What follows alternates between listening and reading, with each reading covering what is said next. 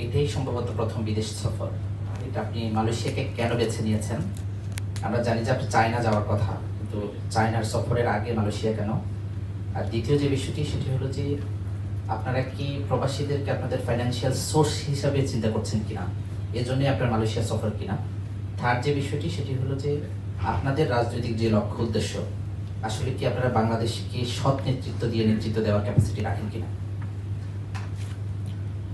আমরা ক্যাপাসিটি রাখি কি রাখি না এটা আসলে বাংলাদেশের জনগণই বিচার করবে। গণঅভ্যুত্থানে সেটা আমরা একবার প্রমাণ করেছি, ইনশাআল্লাহ ভবিষ্যতে প্রমাণ করব। মালয়েশিয়া সফরের কারণটি হচ্ছে আমরা যখন দেশ গড়তে জুলাই পদযাত্রা আমরা কর্মসূচিটি নেই, এই জুলাই আগস্ট মাসেই কিন্তু আমাদের বিভিন্ন দেশে যে এনসিপি ডায়াসপোরা অ্যালায়েন্স যারা রয়েছে তারা আমাদেরকে আমন্ত্রণ জানিয়েছিল জুলাই আগস্টের স্মরণে প্রোগ্রাম করার জন্য। তো সেই সময় আমরা পারিনি এবং আমরা বলে রেখেছিলাম যে আমরা জুলাই পদযাত্রার শেষে আমরা আগস্ট বা সেপ্টেম্বরে আমরা এই কর্মসূচিগুলো করব।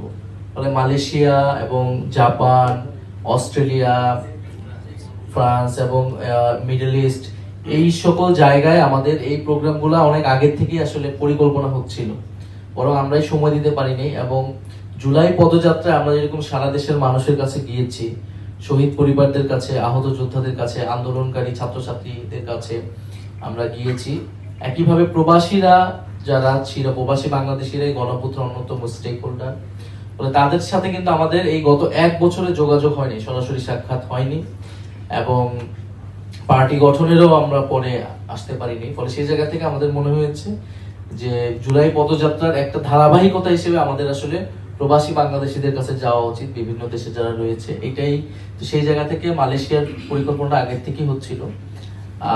সেই কারণে আমার কাছে মনে হয়েছে মালয়েশিয়া দিয়ে শুরু করা উচিত।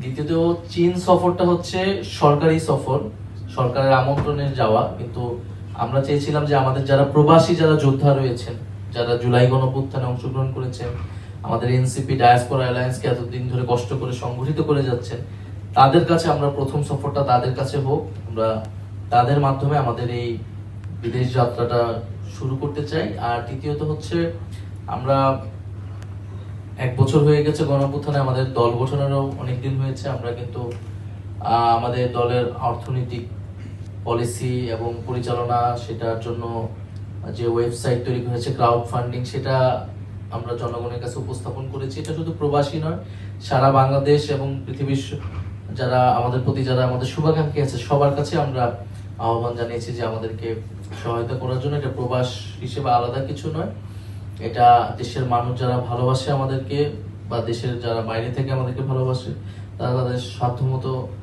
আমাদেরকে সহযোগিতা করবে। আমরা মনে করি যে যেটা আমরা আমাদের স্লোগান ছিল যে আপনার অনুদান আগামীর বাংলাদেশ বা বাংলাদেশের ভবিষ্যৎ, আমরা সেই নীতিতে আসলে এগোতে চাই। নির্দেশনা আছে কিনা, 1 2 আপনারা আগামী যে নির্বাচন, সেই নির্বাচনে আপনারা কি এককভাবে নির্বাচন করবেন নাকি কোয়ালিশনে যাবেন? কোয়ালিশনে যদি যান কাদের সঙ্গে যেতে পারেন? ধন্যবাদ আপনাকে। আমরা আমাদের দল গঠনের 6 থেকে 7 মাস চলমান, এর মধ্যে আমরা দেশের যে সার্বিক বাস্তবতা এবং সবগুলো ইস্যুকে আমরা অ্যাড্রেস করার চেষ্টা করেছি। আমাদের 24 দফায় প্রবাসীদের বিষয়টি যথেষ্ট গুরুত্বের সহকারে উল্লেখ করা হয়েছে। আমরা একটা একটা করে এজেন্ডা নিচ্ছি। আমাদের কাছে মনে হয় যেহেতু নির্বাচনী একটা তোড়জোড় রয়েছে, ফলে এই মুহূর্তে প্রবাসীদের ভোটাধিকারটা যদি আমরা আদায় করতে না পারি, এটা আবার 5 বছরের জন্য কিন্তু ঝুলে যাবে। ফলে আমরা এই এজেন্ডাকে কিন্তু সর্বাধিক গুরুত্ব নিয়ে এই এজেন্ডা নিয়ে কথা বলছি। আমাদের ডায়াসপোরা অ্যালায়েন্সের ম্যাক্সিমাম কমিটি সেটা নিয়ে যার যার দেশে কাজ করছে, সংবাদ সম্মেলন করেছে। নির্বাচন কমিশনে আমরা প্রতিনিয়ত যাচ্ছি, আমরা কথা বলছি এবং কি পদ্ধতিতে হবে, পোস্টাল পদ্ধতি নাকি কি পদ্ধতি, সেটা নিয়ে আমরা কথা বলছি। ফলে আমরা এই ভোটাধিকার এটা আদায়ের পরবর্তীতে আমরা পরবর্তী যে এজেন্ডাগুলো রয়েছে নিরাপদ অভিবাসন সহ সেই বিষয়গুলো আমরা আস্তে আস্তে কাজ করব ইনশাআল্লাহ। আর দ্বিতীয়ত অ্যালায়েন্স বা জোট সেই ধরনের কোনো পরিকল্পনা বা চিন্তা এই মুহূর্তে আমাদের নাই। তবে আমরা সংস্কারের পক্ষে, নতুন সংবিধানের পক্ষে আমরা ঐক্য প্রক্রিয়ায় আছি। আমরা সেটা নিয়ে বিভিন্ন রাজনৈতিক দলগুলোর সাথে কথা বলছি। আমরা মনে করি যে এই আমাদের যে সংস্কারের পক্ষে নতুন সংবিধান এবং গণপরিষদ নির্বাচনের পক্ষে আমরা হয়তো একটা রাজনৈতিক ঐক্য আমরা করার উদ্যোগ আমরা নিব, এবং সেটা নির্বাচনী কোনো ঐক্য যাবে কিনা সেটা তো এই মুহূর্তে বলা সম্ভব নয়, কারণ আমরা বলেছি যে আমাদের এই মুহূর্তে এজেন্ডাটা হচ্ছে সংস্কার এবং নতুন সংবিধান।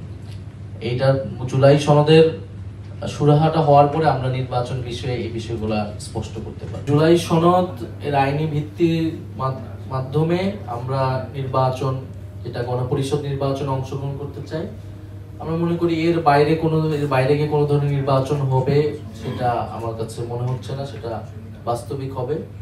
এবং আমরা প্রথম থেকেই কিন্তু নির্বাচনের তারিখ নিয়ে আমরা কখনোই পক্ষ বিপক্ষ করি নাই।